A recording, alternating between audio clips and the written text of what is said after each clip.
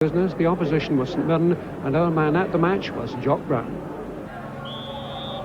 The monsoon conditions have had an adverse effect on the crowd inside Tannadice, although the playing surface is in excellent condition after the heavy downpour which has been falling over Dundee for the last 24 hours or so. So conditions will be difficult, a swirling wind right down the field and the rain still falling steadily. But Dundee United have left out regulars John Holt, Billy Kirkwood and Davy Dodds after the League Cup final on Sunday. And the replacements are Gary McGuinness, who's wearing number 2. Tommy Coyne is up front, and he's been joined in that area of the field by young Alec Taylor, a young man from Blantyre who has had some great performances in the reserves up front, scoring a lot of goals. A very skillful youngster, and now has his big chance to take a permanent claim for a place in the side. And St Mirren winning a corner kick early in the match, which will be taken by Peter Mackey. Bringing up from the back Steve Clark and Mark Fulton. So Mackey's corner kick. The ball swirling across goal to be cleared by Gary McGuinness. This, on the face of it, looks to be a fairly defensive formation which Mirren have put together for this particular match. Well, there's McAvenny, a key striker. The ball's out for the throw for Dundee United. But they've got 3 central defenders on the side, Cooper, Fulton and Clark. And back in midfield after suspension, wearing number 10 is Jim Rooney, the £45,000 signing in the close season from Morton.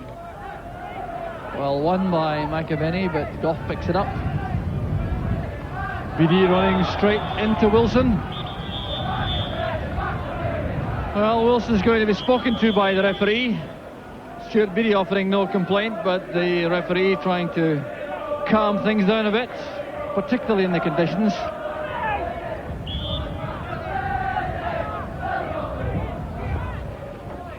Richard Goff's free kick.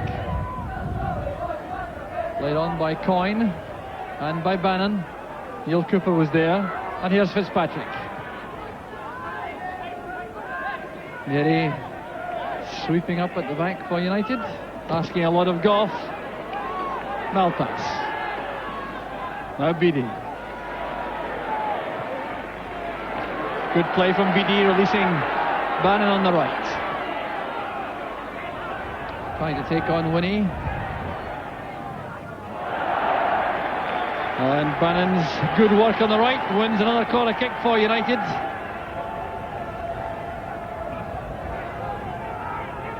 So another opportunity for Richard Goff and Paul Hegarty to push into the box, add their aerial power to United's attack. And a great chance for Gary McGuinness. He just wasn't picked up in the box, but the header didn't have the accuracy. Well, you can see how much space he had as the corner came over. Goff and Hegarty dragging the Mirren defence to them. McGuinness running into the back with a clear header and goal, and the ball going wide.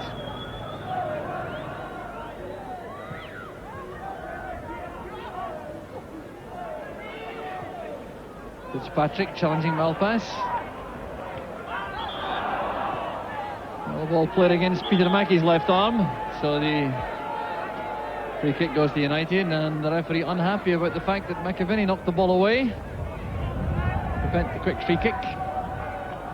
Bannon. Now Taylor. Very clever feet, Alec Taylor. Challenged by Hegarty. Hegarty getting back once again for United.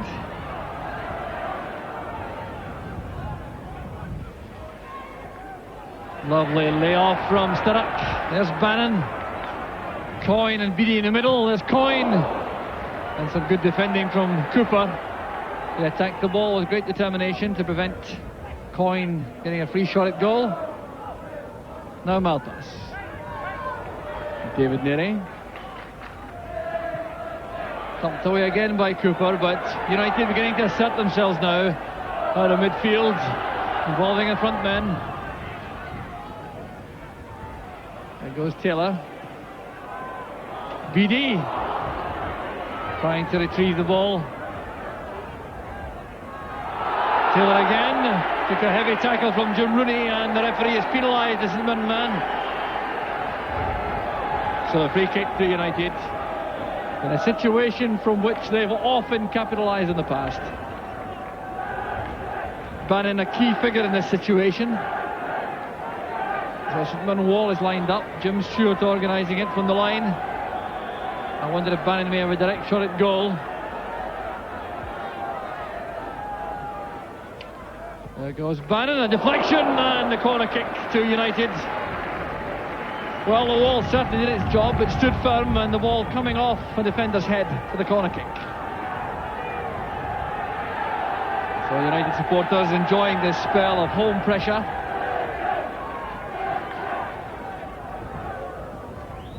Bannon's corner. Goff goes up.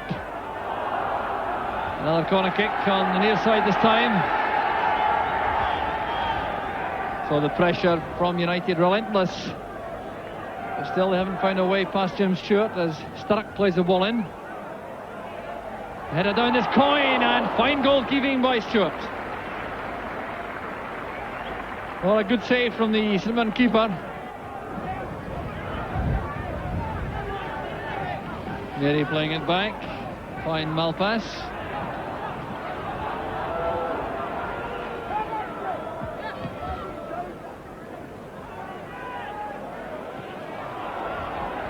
Steve Clark cleaning up for St Mirren, but the back pass is not accurate enough. The rain continues to fall, the surface water becomes more of a problem. Taylor trying to play it across.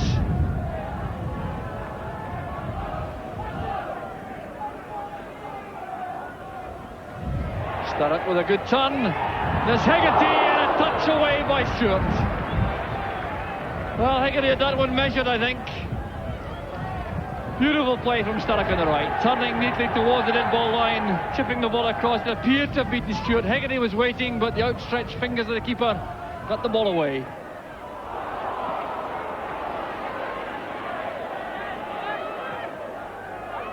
Rooney playing it forward.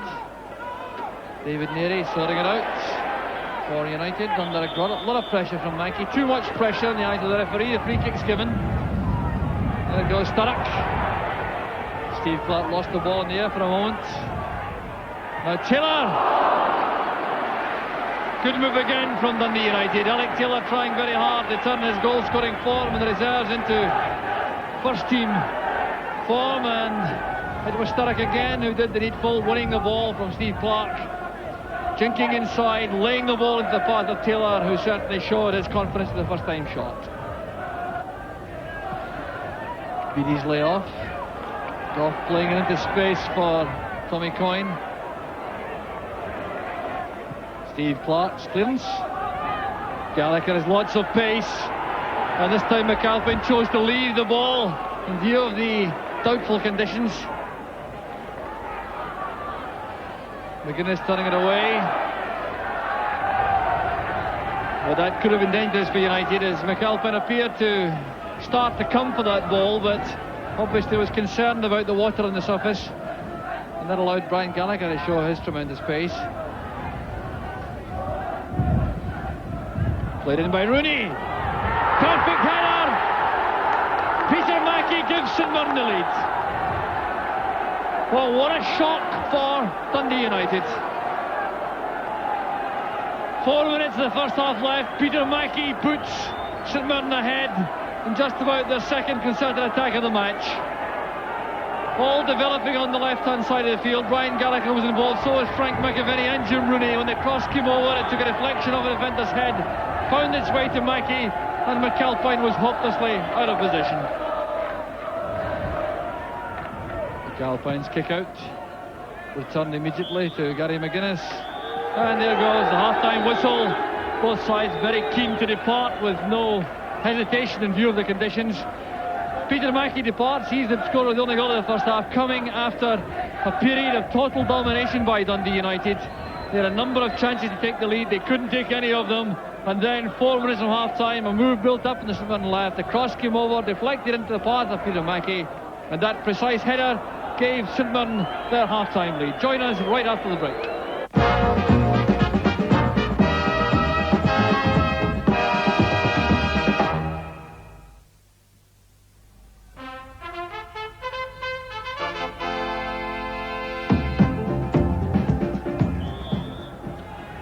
Welcome back to rain and windswept Tannadice.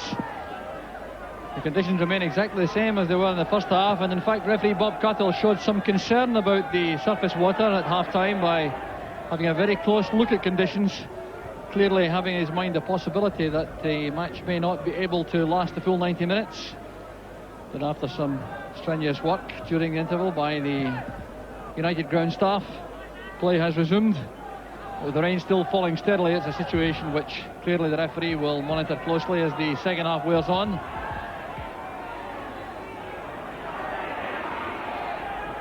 St Mirren now seeing a very real possibility of reinforcing their Premier League position. They started the match in fourth place, and with 3 away wins to their credit this season already, now see the prospect of a fourth, following that Peter Mackey goal late in the first half. United, on the other hand, must be reflecting on the domination they had throughout that first half, and will undoubtedly feel that they can capitalise on that superiority in the second period to turn the match their way. The corner kick on the far side, Alec Taylor will take it. So the crowded goal area as Taylor plays the ball in. An awkward in-swinger, and good goalkeeping by Stewart, the double-handed punch out. Taylor again. There goes Sturrock. Bundled down by Fulton, and that is a penalty kick. 90 seconds into the second half. The foul on Paul Sturrock gives United a penalty, and the penalty kick will undoubtedly be taken by Eamon Bannon, who has a 100% record so far this season. Sturrock still clutching his head, and the referee, I think, may allow some attention before the penalty kick, and that lets us see it again as the ball was played in. Sturrock, you would have expected to head that for goal. He chose to try to take it in the chest and control it for the volley, and that invited Fulton to make that clumsy challenge from the back.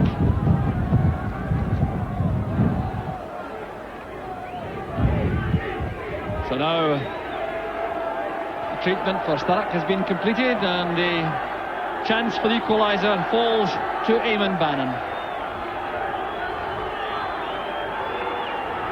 So Jim Stewart facing Bannon's penalty kick. Perfectly taken. Bannon's 5th goal of the season, and the match is back on level terms. Well, Bannon takes these penalty kicks with lots of confidence, racing in the long run up, sending Stewart the wrong way, stalking the ball into the opposite corner. Bannon wins it from Rooney. Coyne, good positive running. Fulton in the right place, but Coyne gets it back. This is Bannon. Fulton in the way once more. And once again the United supporters come to life, sensing perhaps that the match is turning United's way once again. It's Paul Sturrock. Now Bannon. Hegarty is in the box. Stewart couldn't hold it, but Coyne failed to turn it in. Well, that's a bit of mishandling, certainly down to the conditions. Firm enough header from Hegarty. Jim Stewart went down quickly enough, couldn't hold the greasy ball, and Coyne was just wrong-footed as he tried to play it in.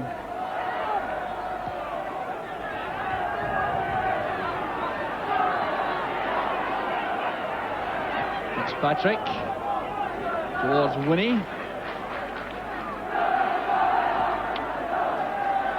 McAvenny challenging well,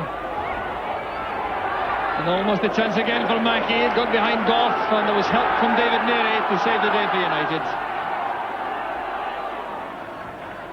There goes Taylor, very comfortable on the ball, running with it. BD going forward, across towards that's in off Bannon. A good move from United once again. 9th minute of the second half. They go 2-1 ahead, and it was created on the left. Set up by Taylor initially, then by Beattie making his way forward. When the cross came in, Sturrock was waiting with Bannon. Steve Clark was there too, and Bannon gets the credit for the header. Coyne towards Sturrock. Taylor again has switched across to the right. The short pass back, there goes Sturrock, and good keeping again by Tim Stewart. And it was Neil Cooper again with the risky pass back. And certainly not his first in the match, but Stewart came to his rescue. There's Bannon with the corner.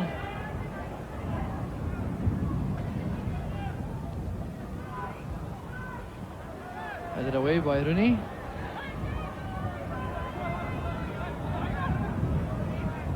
Bannon inside to Richard Gough. Move breaks down, allowing Clark to break from the back for St Mirren. Mackey well beaten by that tackle from McGuinness.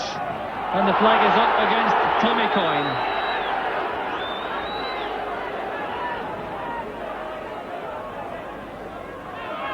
The Coyne looks lingeringly at the linesman and perhaps has said something, because the linesman is still waving his flag on the near side.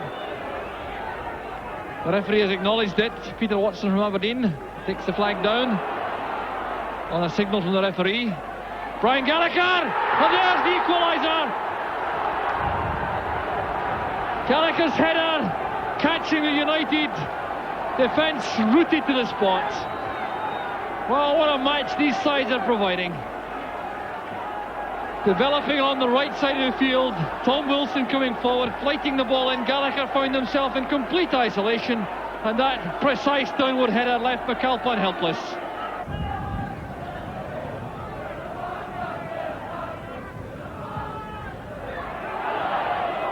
Alec Taylor again showing his confidence in the ball in these tight situations. He's got a free kick for handball.